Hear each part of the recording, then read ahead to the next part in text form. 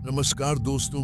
अगर आप देख रहे हैं ब्लैक स्कैरी चैनल को तो बहुत अच्छी बात है। अगर आप चैनल पर नए हो, चैनल को सब्सक्राइब कर लें। इससे ये होगा कि हमारे वीडियो आपको सबसे पहले देखने को मिलेंगे।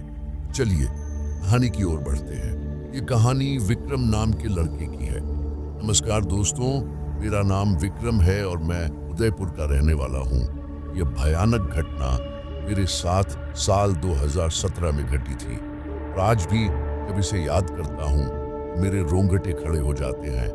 रात के करीब 8 बजे मैं रामपुरा गांव के बस स्टैंड पर पहुंचा। रामपुरा में मेरी बुआ का घर है जो उदयपुर से लगभग 20 किलोमीटर दूर है।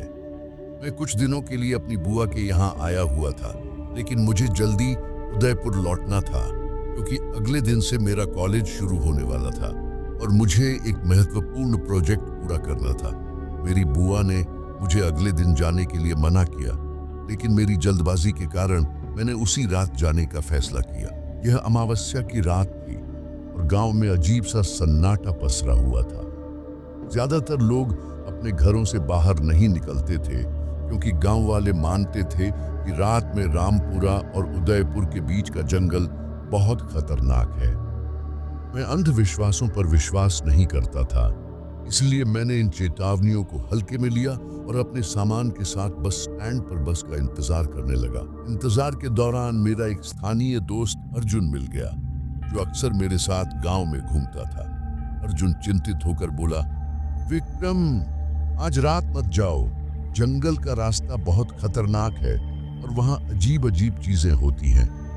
उसने मुझे बताया कि जंगल में रात के समय कुछ भयानक शक्तियों का वास है, लेकिन मैंने हंसते हुए कहा, अर्जुन चिंता मत कर, मैं सब संभाल लूंगा।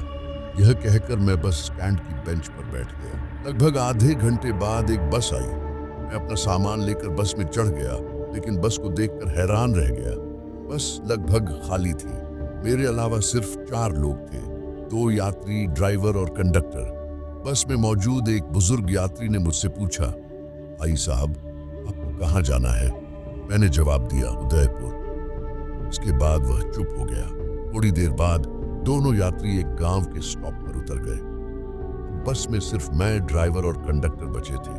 जैसे ही बस जंगल के रास्ते पर पहुंची, चारों ओर अजीब सा सन्नाटा छा गया। सड़क पूरी तरह अंधेरे में डूबी थी और बस की हेडलाइट्स ही इकलौता प्रकाश थी। पेड़ों की छायाएं भयानक लग रही थी और बस के नीचे सूखे पत्तों की चरमराहट ही एकमात्र आवाज थी। मैंने गौर किया कि ड्राइवर के माथे पर पसीना था और कंडक्टर भी घबराया हुआ लग रहा था। यह देखकर मुझे हैरानी हुई, आखिर यह उनका रोज का काम था, फिर वे इतना डर क्यों रहे थे? उत्सुकता के कारण मैंने कंडक्टर से पूछा।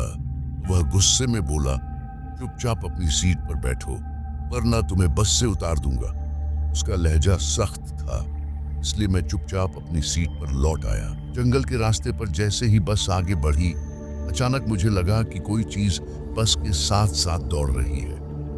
मैंने खिड़की से बाहर देखा और मेरी सांसें थम गईं। वहां एक प्राणी था, आधा इंसान आधा भेड़िया। उसका शरीर बदल रहा था, अंग असामान्य रूप से लंबे हो रहे थे और उसकी आंखें चमक रही थीं। वह तेज गति से दौड़ रहा था।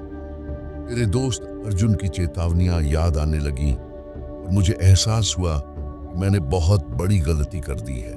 कंडक्टर कांपते हुए मेरे पास आकर बैठ गया। उसके हाथ बुरी तरह थरथरा रहे थे।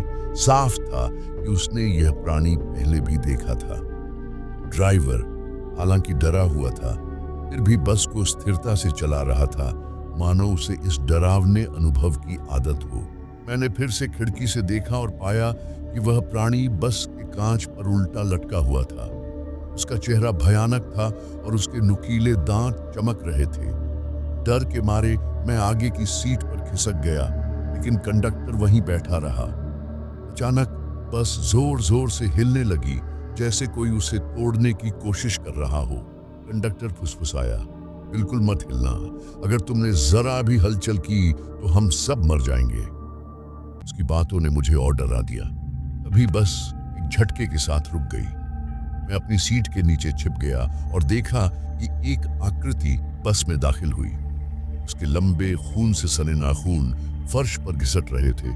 उसकी मौजूदगी से हवा में दहशत फैल गई। मैं उसका चेहरा नहीं देख पाया, लेकिन मुझे यकीन था कि यह वही प्राणी था।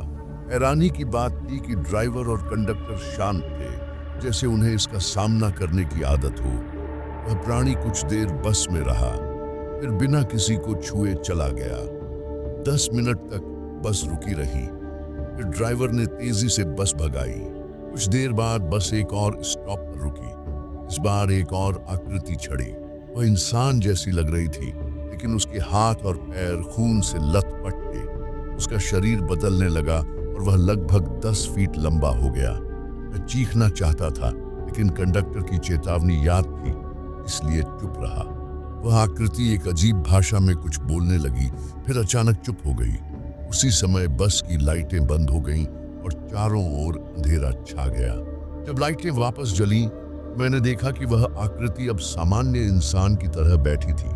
मुझे समझ नहीं आया कि यह मेरी आंखों का धोखा था या सच। करीब 20 मिनट बाद बस एक कुटिया के पास रुकी। वह इंसान उतरा और उतरते ही फिर से भयानक रूप धारण कर लिया। उसकी आंखों से खून टपक रहा था और उसके हाथ पैर कटे फटे लग रहे थे। ड्राइवर ने तुरंत बस भगाई और आखिरकार हम उदयपुर पहुंचे। मैं कांपते हुए बस से उतरा और सीधा घर की ओर भागा। अगले 8 दिन तक मुझे तेज बुखार रहा और उस रात का डर मेरे दिमाग से नहीं निकला। बाद में पता चला कि वह जंगल अमावस्या की रात में भूताहा माना जाता है। ड्राइवर और कंडक्टर अपनी आजीविका के लिए रोज उस रास्ते से गुजरते थे, इसलिए उन्हें इन घटनाओं की आदत हो गई थी। उस रात ने मुझे हमेशा के लिए बदल दिया। मैंने सीखा कि चेतावनियों को हल्के में नहीं लेना चाहिए, खासकर जब बात ऐसी जगहों की हो जहां हकीकत और अलौकिक शक्तियों के बीच की रेखा धुंधली हो जाती है।